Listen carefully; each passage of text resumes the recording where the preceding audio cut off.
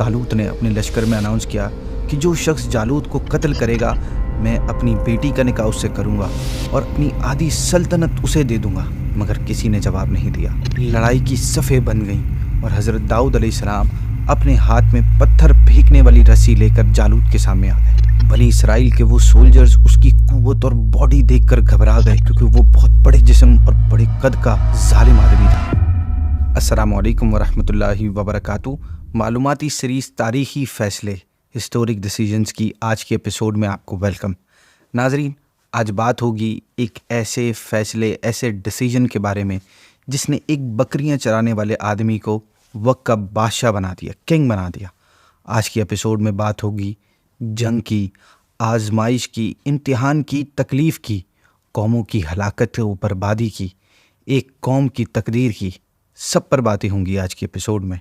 नाज़रीन, हज़रत मूसा अलैहिस्सलातु वस्सलाम के बाद जब बनी इसराइल के अकायद व आमाल निहायत ख़राब हो गए, वो बुत परस्ती में मुब्तला हो गए और उनकी नाफरमानी और गुनाह अपनी इंतहा यानी पीक को पहुंच गए, तो उन पर कौम जालूत को मुसल्लत कर दिया गया, जिनको अमालिका भी कहते हैं। जालूत अपने वक्त का एक निहायत जालिम और जाबिर बादशाह था। उसकी कौम के लोग मिस्र और फ़लस्तीन के दरमियान बहरे रूम के साहिल पर रहते थे। उन्होंने बनी इसराइल के शहर छीन लिए, उनके लोग गिरफ़्तार कर लिए और उन पर हर तरह तरह की सख्तियाँ की। At that time there was no profit in the बनी इसराइल। उस ज़माने में बनी इसराइल में कोई नबी मौजूद नहीं थे। ख़ानदान नबूवत में से सिर्फ़ एक औरत बाकी रही थी जो उस वक्त उम्मीद से थी। नाज़रीन, पुराने वक्तों में ऐसा होता था कि बाज़ औक़ात एक ही ख़ानदान में से नबी आते थे, जैसे कि हज़रत इब्राहीम अलैहिस्सलातु वस्सलाम के बाद जितने भी नबी आए हैं वह आप ही की औलाद से आए हैं। फिर कुछ टाइम बाद उन खातून के यहाँ एक बेटे की पैदाइश हुई जिनका नाम शमूएल रखा गया। जब वो बड़े हुए तो उन्हें तौरात का इल्म हासिल करने के लिए बैतुल मुक़द्दस के शहर भेजा गया। वहाँ पे एक बुज़ुर्ग आलिम दीन उनके सुपुर्द उनको कर दिया गया। वो आपके साथ बड़ी शफ़क़त करते और आपको अपना बेटा कहते थे। जब हज़रत शमूएल अलैहिस्सलाम बालिग होने की उम्र को पहुँचे तो एक रात आप उस आलिम के करीब आराम फरमा रहे थे कि हज़रत जिब्रील अलैहिस्सलाम ने उसी आलिम की आवाज़ में या शमूएल कहकर पुकारा। आप आलिम के पास गए और फरमाया कि आपने मुझे पुकारा। आलिम ने इस ख़याल से इनके इनकार करने से कहीं आप डर ना जाए, ये कह दिया कि बेटा तुम सो जाओ। फिर दोबारा हज़रत जिब्रील अलैहिस्सलाम ने इसी तरह पुकारा और आप अलैहिस्सलाम फिर उस आलिम के पास गए। आलिम ने कहा कि बेटा अगर अब मैं तुम्हें फिर पुकारूं तो जवाब ना देना।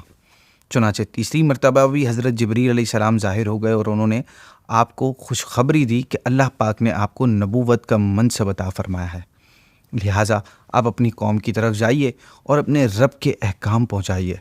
जब आप अलैहिस्सलाम कौम की तरफ तशरीफ़ लाए तो उन्होंने आप अलैहिस्सलाम को नबी मानने से इनकार कर दिया और कहा कि आप इतनी जल्दी कैसे नबी बन गए।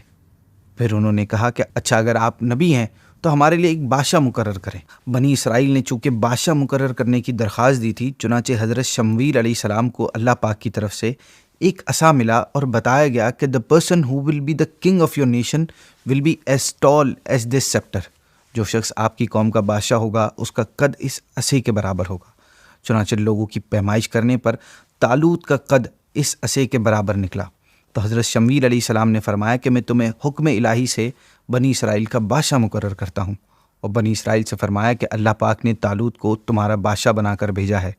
बनी इसराइल के सरदारों ने अपने नबी हज़रत शमूएल अलैहिस्सलाम से कहा कि नबूवत तो लावी बिन याकूब अलैहिस्सलाम की औलाद में चल रही है और सल्तनत यहूद बिन याकूब की औलाद में, तो तालूत तो इन दोनों ख़ानदानों में से नहीं है, प्लस ये एक गरीब आदमी भी है, कोई मालो दौलत भी इसके पास नहीं है, तो ये बादशाह कैसे हो सकता है। इससे ज़्यादा बादशाहत के हक़दार तो हम हैं। नाज़रीन, इस मामले में ये बनी इसराइल की पहली नाफरमानी थी कि अल्लाह पाक के हुक्म के मुकाबले में इन्होंने अपना क़यास किया और बिला वजह की बहस की। उन्हें बताया गया कि सल्तनत कोई विरासत नहीं है कि किसी नस्ल और ख़ानदान के साथ ख़ास हो, इसका दारो मदार सिर्फ़ अल्लाह पाक के फ़ज़ल पर है। तालूत को तुम पर अल्लाह पाक ने बादशाह मुकर्रर किया है, मज़ीद वो इल्म व क़ुव्वत में तुमसे बढ़कर है, और चूँकि इल्म और क़ुव्वत सल्तनत के लिए बड़े मददगार होते हैं, इसलिए वही बादशाहत का मुस्तहिक है। تفسیر میں آتا ہے کہ طالوت اس ٹائم میں تمام بنی اسرائیل میں سب سے زیادہ علم رکھتا تھا اور فزیکلی بھی بہت زیادہ اسٹرانگ اور ایکٹیو تھا۔ بنی اسرائیل نے چونکہ طالوت کی بادشاہت پر کوئی نشانی مانگی تھی، اس پر اللہ پاک کے حکم سے حضرت شمویل علیہ السلام نے فرمایا کہ طالوت کی بادشاہی کی نشانی یہ ہے کہ تمہارے پاس تمہارا وہ مشہور و معروف بابرکت تابوت واپس آ جائے گا، جس سے تمہیں تسکین ملتی تھی، سکون ملتا تھا، جس میں حضرت موسیٰ اور حضرت ہارون علیہ السلام کے تبرکات تھے۔ ناظرین، یہ تابوت اللہ پاک نے حضرت آدم علیہ السلام پر نازل فرمایا تھا، اور اس میں تمام انبیاء کرام علیہم الصلاۃ والسلام اور ان کے مکانات کی تصویریں تھیں، اور اس کے علاوہ انبیاء کرام علیہم السلام کے کئی تبرکات بھی اس صندوق میں تھے۔ یہ صندوق نسل در نسل منتقل ہوتا ہوا حضرت موسیٰ علیہ السلام تک پہنچا تھا۔ جب بنی اسرائیل کی حالت بہت خراب ہو گئی اور ان کی بد عملی بہت زیادہ بڑھ گئی تو اللہ پاک نے ان پر قوم عمالقہ کو مسلط کیا، اور وہ ان سے وہ تابوت چھین کر لے گئے اور اس تابوت کو گندی مقامات پر رکھا، اور اس کی بے حرمتی کی اور ان گستاخیوں کی وجہ سے عمالقہ کے لوگ طرح طرح کی بیماریوں اور بلاؤں میں مبتلا ہو گئے۔ ان کی 5 بستیاں ہلاک ہو گئی، اور انہیں یقین ہو گیا کہ تابوت کی توہین اور بے ادبی ان کی بربادی کا ریزن ہے۔ چنانچہ انہوں نے تابوت ایک بیل گاڑی پر رکھ کر بیلوں کو چھوڑ دیا، اور فرشتے اسے بنی اسرائیل کے سامنے طالوت کے پاس لے آئے۔ اور چونکہ اس تابوت کا آنا بنی اسرائیل کے لیے طالوت کی بادشاہی کی نشانی قرار دیا گیا تھا، لہٰذا بنی اسرائیل نے یہ دیکھ کر طالوت کی بادشاہی کو تسلیم کر لیا، اور بالآخر طالوت کی لیڈرشپ میں جہاد کے لیے تیار ہو گئے۔ طالوت نے بنی اسرائیل میں سے 70,000 نوجوان چوز کیے، جن میں حضرت داؤد علیہ السلام بھی موجود تھے۔ طالوت نے اپنی آرمی کو لے کر بیت المقدس سے روانہ ہوا۔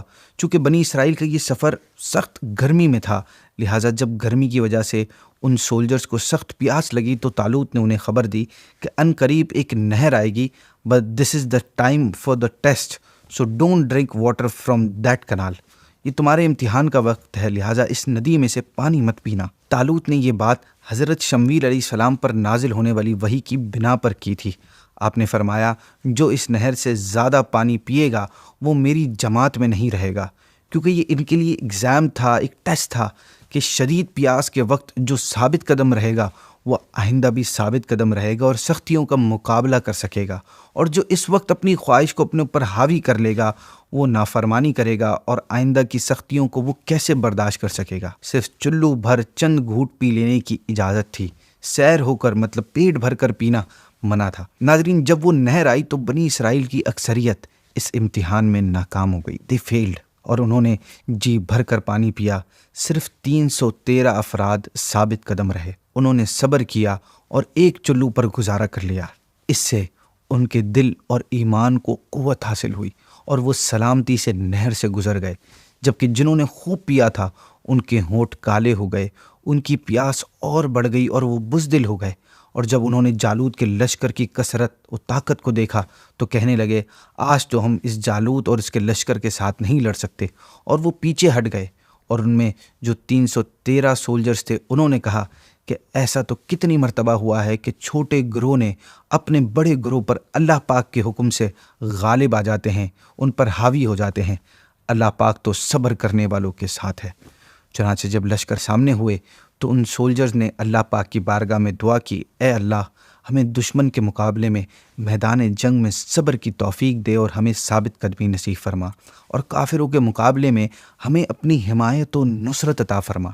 جب دونوں لشکر میدان میں آمنے سامنے ہوئے تو جالوت نے بنی اسرائیل سے مقابلہ کرنے والا طلب کیا۔ بنی اسرائیل کے وہ سولجرز اس کی قوت اور باڈی دیکھ کر گھبرا گئے، کیونکہ وہ بہت بڑے جسم اور بڑے قد کا ظالم آدمی تھا۔ طالوت نے اپنے لشکر میں اناؤنس کیا کہ جو شخص جالوت کو قتل کرے گا میں اپنی بیٹی کا نکاح اس سے کروں گا، اور آدھا ملک اپنی آدھی سلطنت اسے دے دوں گا۔